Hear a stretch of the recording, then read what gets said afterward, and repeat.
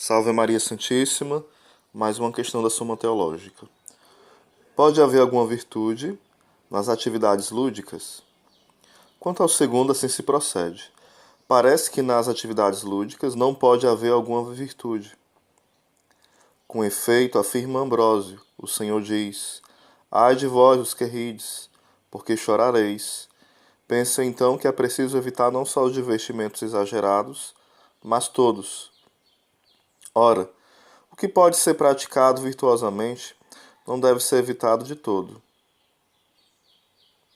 Logo, não pode haver virtude alguma nos jogos. Além disso, a virtude é algo pelo qual Deus age em nós, sem nós, como foi dito antes. Ora, Crisóstomo diz: não é Deus que nos inspira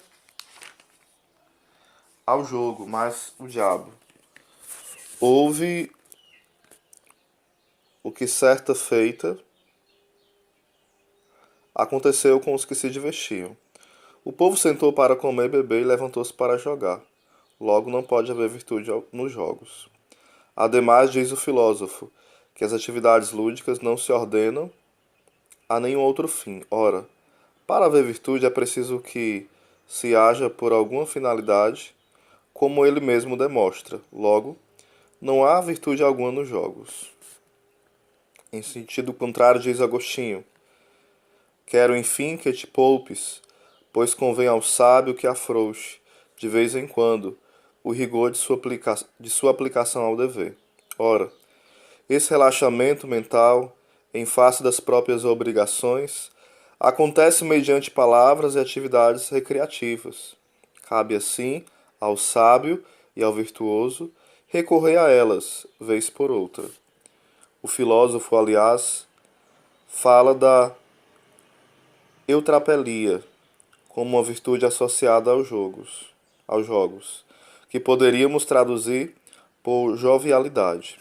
Respondo: assim como o homem precisa de repouso para refazer as forças do corpo, que não pode trabalhar sem parar, pois tem resistência limitada, proporcional a determinadas tarefas, assim também a alma, cuja capacidade também é limitada e proporcional a operações, determinadas operações. Portanto, quando realiza certas atividades superiores à sua capacidade, ela se desgasta e se cansa, sobretudo porque nessas atividades o corpo se consome juntamente, pois a própria alma intelectiva se serve de potências que operam por meio dos órgãos corporais. Ora, os bens sensíveis são connaturais ao homem. Por isso, quando a alma se eleva sobre o sensível para se dedicar a atividades racionais, gera-se aí certa fadiga psíquica, seja nas atividades da razão prática, seja nas da razão especulativa. Mas a fadiga é maior quando o homem se entrega à atividade contemplativa, porque é assim que ele se eleva ainda mais sobre as coisas sensíveis. Embora, em certas ações exteriores da razão prática, possa haver talvez um cansaço físico maior. Em ambos os casos, porém, ocorre o cansaço da alma, tanto maior quanto mais se entrega às atividades da razão. Ora, assim como a fadiga corporal desaparece pelo repouso do corpo, assim também é preciso que o cansaço mental se dissipe pelo repouso mental. O repouso da mente é o prazer, como acima se explanou ao se falar das paixões. Daí a necessidade de buscar remédio à fadiga da alma em algum prazer, afrouxando o esforço do labor mental. Nesse sentido, lê-se nas conferências dos padres que João Evangelista, quando alguém se escandalizou de ver jogando com os discípulos, mandou um deles, perdão, de arco na mão que disparasse uma seta. Depois que ele repetiu isso muitas vezes, perguntou-lhe se poderia fazê-lo sem parar. Ao que o outro respondeu que, se assim procedesse, o arco se quebraria. Então o santo observou que, da mesma forma, a alma se romperia se permanecesse sempre tensa. Essas palavras e ações, nas quais não se busca senão o prazer da alma, chama-se divertimentos ou recreações. Lançar mão delas, de quando em quando, é uma necessidade para o descanso da alma. E é o que diz o filósofo, quando afirma que, em nosso dia a dia, é com os jogos que gozamos de algum repouso, por isso é preciso praticá-los de vez em quando. 3 cuidados, porém, há de se ter nessa matéria. O primeiro e mais importante é que em nossos divertimentos não devem constar atos e palavras vergonhosos ou nocivas. Nesse sentido, é que Túlio fala de certas espécies de brincadeiras grosseiras, insolentes, indecentes e obscenas. A segunda cautela a tomar é que não se perca totalmente a gravidade da alma. Por isso recomenda Ambrósio: acautelemo-nos ao querer relaxar mentalmente, para não perdermos toda a harmonia formada pelo concerto das boas obras.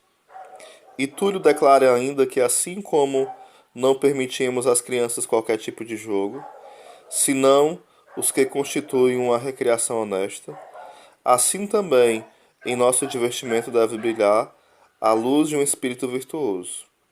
Em terceiro lugar, importa atentar para que, como em todas as demais virtudes humanas, os jogos se coadunem com as pessoas, com a ocasião e com o lugar, e se organize de acordo com as outras circunstâncias devidas, ou seja, que sejam dignos do momento e do homem, na expressão de Túlio, na mesma obra supracitada.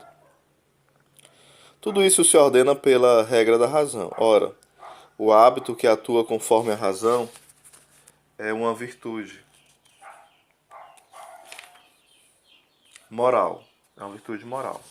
Pode haver uma virtude que se ocupe com os jogos, virtude que o filósofo denomina eutrapelia. E quem a pratica é chamado de eutrapélico, ou de jeito bom, porque facilmente ajeita palavras e ato em diversão repousante. E essa virtude, por isso mesmo, que refreia a pessoa para que evite excessos nos jogos, está incluída na modéstia. Quanto ao primeiro, se responde o seguinte: portanto, deve-se dizer que, como foi exposto antes, qualquer brincadeira deve se adequar às pessoas e aos assuntos tratados. É o que Túlio sublinha, ao dizer que para um auditório cansado, não é inútil contar um orador algo de novidade ou de causar riso, a não ser que a seriedade do assunto tratado elimine a possibilidade de se brincar. Ora, a doutrina sagrada versa sobre matéria de extrema seriedade, conforme se diz no livro dos Provérbios. Ouvir é muito importante, ouve, é muito importante o que vou dizer. Por isso Ambrósio não excluiu sempre a brincadeira da vida humana, mas sim da doutrina sagrada. E antes do texto citado pela objeção ele dissera: embora às vezes os jogos sejam honestos e agradáveis, contudo são incompatíveis com a norma eclesiástica, pois poderemos admitir o que nas Escrituras não encontramos? Segundo ponto, deve-se dizer que se deve interpretar essas palavras de Crisóstomo como uma alusão aos que se entregam aos jogos de forma desordenada e principalmente aos que não têm outro objetivo senão o prazer do jogo. Deles, assim se diz no livro da sabedoria: a seus olhos, nossa vida é um jogo. Contra isso escreveu Túlio: não fomos gerados pela natureza para sermos vistos como destinados aos divertimentos e aos jogos, mas antes à austeridade e a estudos mais sérios e mais importantes. Terceiro ponto. Deve-se dizer que as atividades lúdicas em si mesmas não se destinam a nenhum fim, mas o prazer que se encontra nelas está voltado à recreação e ao repouso espiritual. Nesse sentido, é lícito praticá-las, desde que moderadamente, donde essas palavras de Túlio, que diz o seguinte: certamente podemos nos entregar a jogos e brincadeiras, mas como ao sono e em outros descansos, só depois de satisfeitas as nossas obrigações graves e sérias. Aí o que é um pouco da que vai falar o termo, né? Eutropelia. Vai falar o seguinte no rodapé. A etimologia proposta por Santo Tomás é perfeitamente exata.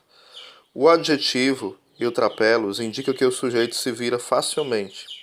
O adjetivo é às vezes tomado em mau sentido e significa, então, versátil ou velhaco, mas pode ser tomado em bom sentido, no sentido de espírito flexível, rápido nas respostas, que brinca agradavelmente com as palavras, de bom humor.